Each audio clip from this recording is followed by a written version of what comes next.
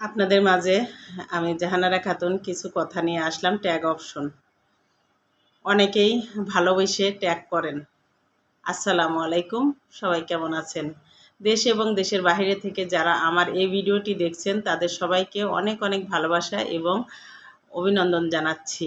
যারা প্রতিনিয়ত আমার পাশে আছেন, আমাকে সহযোগিতা করছেন, অনুপ্রেরণা দিচ্ছেন, উৎসাহ দিচ্ছেন, আমার পোস্টের ভিডিওগুলো দেখেন, লাইক কমেন্ট করেন, সবার কাছে আমি কৃতজ্ঞতা প্রকাশ করছি।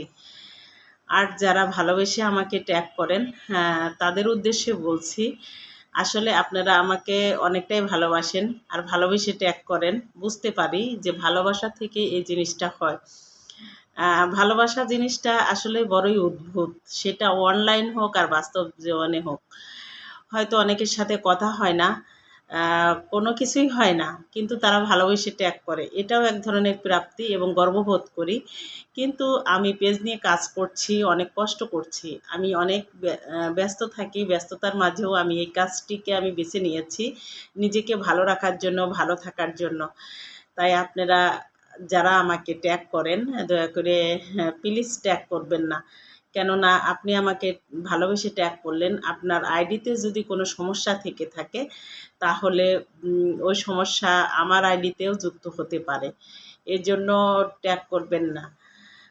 কেননা এটা আমার কাছে এক ধরনের বিরক্তিকর মনে হয়। আপনাদের পোস্ট যদি আমার সামনে আসে আমি অবশ্যই লাইক কমেন্ট করব এবং পাশে থাকব।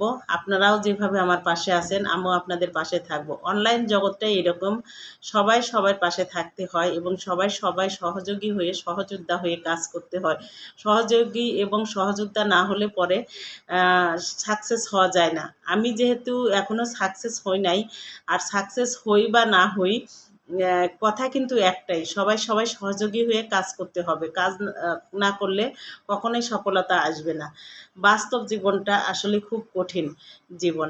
কাজই আপনার প্রমাণ করে দিবে আপনি কতটুকু সফলতা আনতে পেরেছেন।